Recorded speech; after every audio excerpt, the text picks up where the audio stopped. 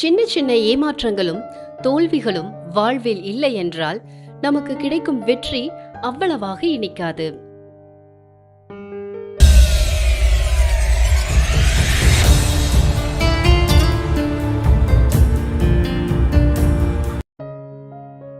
புவியீர்ப்பு விசையை உலகத்துக்கு கண்டறிந்து சொன்ன சர் ஐசக் நியூட்டன் பூனை ஒன்றை வளர்த்து வந்தார்.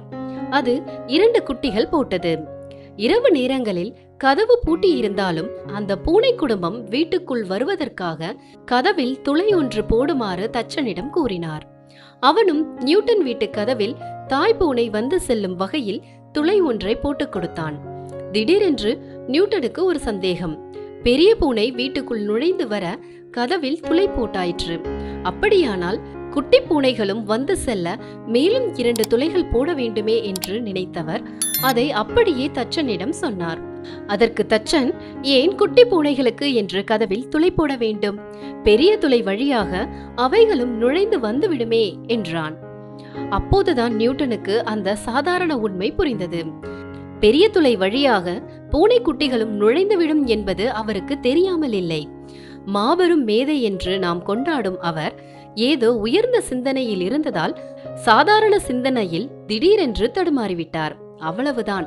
இதைதான் நாம் யானைக்கும் அடிசருக்கும் என்று சொல்வோம். விஞ்ஞானி ஐன்ஸ்டீன் வாழ்விலும் இப்படி ஒரு சம்பவம் நடந்தது உண்டு. ஒருமுறை ரயிலில் பயணித்துக் கொண்டிருந்தார் ஐன்ஸ்டீன். கடினமான கணக்கு ஒன்றை மனதிற்குள்ளேயே போட்டு அதற்கு விடை தேடிக் கொண்டிருந்தார். அந்த நேரத்தில் டிக்கெட் பரிசோதகர் வந்துவிட டிக்கெட்டை தேடினார் ஐன்ஸ்டீன்.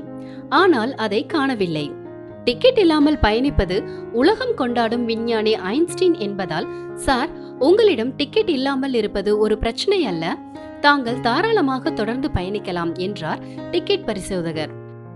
ஆனாலும் ஐன்ஸ்டீன் தொடர்ந்து டிக்கெட்டை தேடிக்கொண்டிருந்தார். டிக்கெட் அவசியமில்லை என்று மறுபடியும் டிக்கெட் பரிசோதகர் சொன்னபோது ஐன்ஸ்டீன் இப்படி சொன்னார், நான் எந்த ஊருக்கு பயணித்துக் கொண்டிருந்தேன் என்பது எனக்கு மறந்து போய்விட்டது. டிக்கெட்டை பார்த்தால்தான் அது எந்த ஊர் என்பது தெரியும்.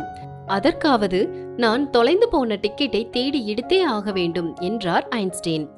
ஆனாலும் அவருக்கு டிக்கெட் கிடைக்கவில்லை. அடுத்த ரயில் நிலையத்தில் ரயில் நின்றதும் மனைவியிடம் போனில் தொடர்பு கொண்டு தான் செல்ல வேண்டிய ஊரின் பெயரை தெரிந்து கொண்டு பயணித்தார் ஐன்ஸ்டீன்.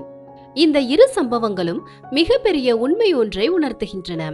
நாம் எவ்வளவு பெரிய சிந்தனையாளராக இருந்தாலும் சாதாரண விஷயங்களில் கூட கோட்டை விட்டு விடலாம் என்பதுதான் அந்த உண்மை.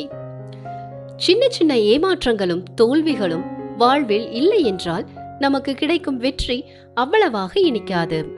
அதனால் தோல்விகளையும் தடைகளையும் ஏமாற்றங்களையும் கடந்து முன்னேற வேண்டும். இதுவும் கடந்து போகும் என்று நினைத்துவிட்டால் வெற்றி எனும் வழி நமக்கு பிரகாசமாய் தெரியும். இந்த வீடியோ பத்தின உங்களோட கருத்துக்களை மறக்காம கமெண்ட் பாக்ஸில் பதிவு பண்ணுங்க. இந்த வீடியோ பிடிச்சிருந்தா லைக் பண்ணுங்க, ஷேர் பண்ணுங்க. நம்ம மோட்டிவ் எக்ஸ்பிரஸ் சேனலை மறக்காம சப்ஸ்கிரைப் பண்ணி பெல் பட்டனையும் ஆன் பண்ணிக்கோங்க. நீங்க பெல் பட்டன் ஆன் பண்ணாதான் நாங்க போடுற ஒவ்வொரு வீடியோவும் நோட்டிபிகேஷனா உங்களை உடனுக்குடன் வந்து சேரும். நன்றி, வணக்கம்.